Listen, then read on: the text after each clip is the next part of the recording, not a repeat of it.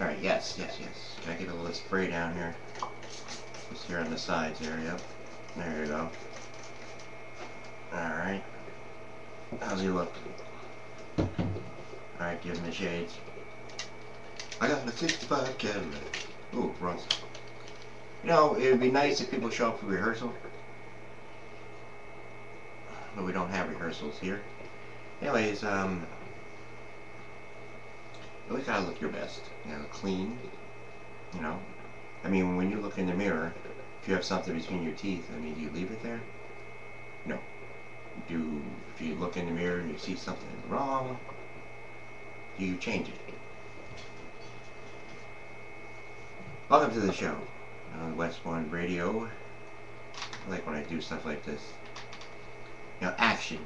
And you gotta have action. When you talk to an audience or in a crowd, you always gotta have action going. You can't just sit there and just like, you know, like a suit and just like talk. Like, oh yes, we're working on the problem. We're working on the problem, and we'll have solutions.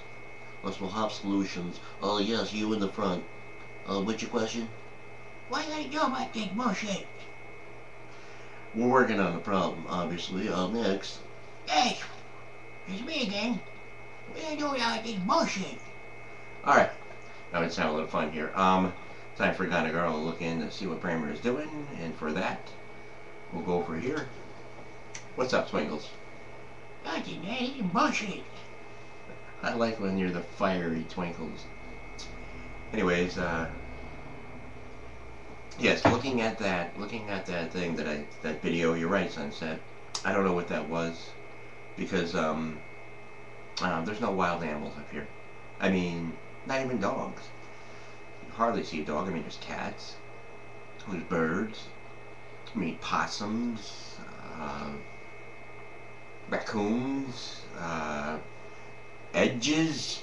No, I was trying to do three amigos. Edges. All right. Anyways, back to. Oh, I need another spray down. Back to oh yes, more. Oh, my cat is so scared of water, baby. It's okay. Baby. You know, and she don't like staying out that much anymore. I don't know what it is. Usually, I stay out in the yard with her for about an hour and a half. Now she just wants to come in a half hour. Getting old, you know. I got this cat right after I had well, I had to put down my one cat that I had for 21 years, and I said to myself, you know, I can't get another animal. But this animal was like in the freezing cold, and the neighbors just left it out there. They left, actually. I think that was back in, I don't know, had to be right around 9/11. You know, the winter of 9/11, I believe it was December. December 2001. It's good to have memories. It's good to remember things. I remember, well, my neighbor is just turned 90, and sorry, I just need the water to be able to speak, because I know I got a lot to say here. The other talk show hosts can go on, but they're not using inside here. They're just talking. They can just but me, I speak from the heart. So, you know, it's totally different. You know, it's something you're not used to. Not just kidding.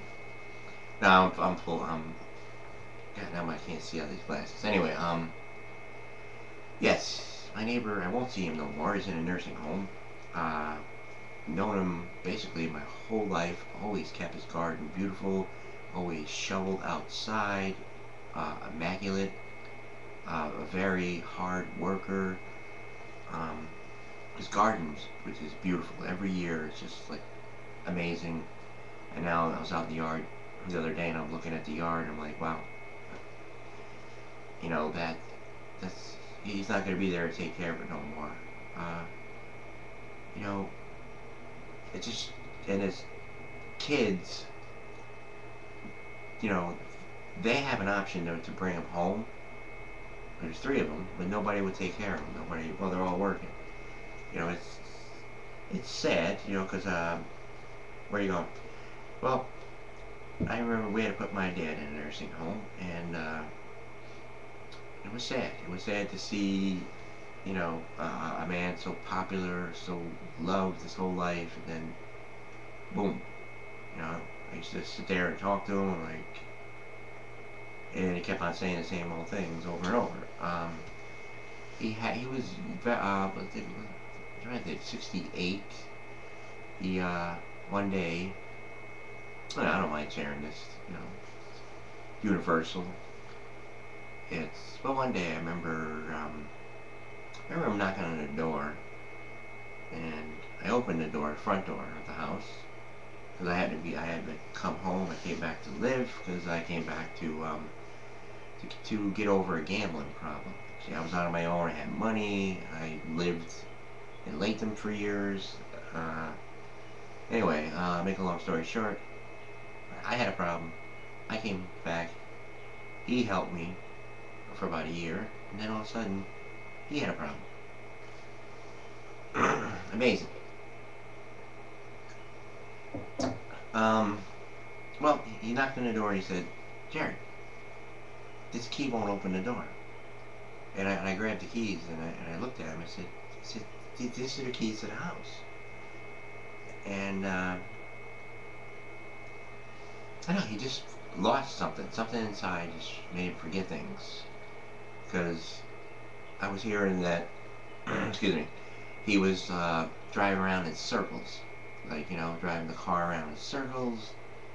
He was coming down with something. It's like a form of Alzheimer's. I mean, doctors, they just diagnosed it as whatever, but, you know, it's like dementia, sort of like that, and it's sad.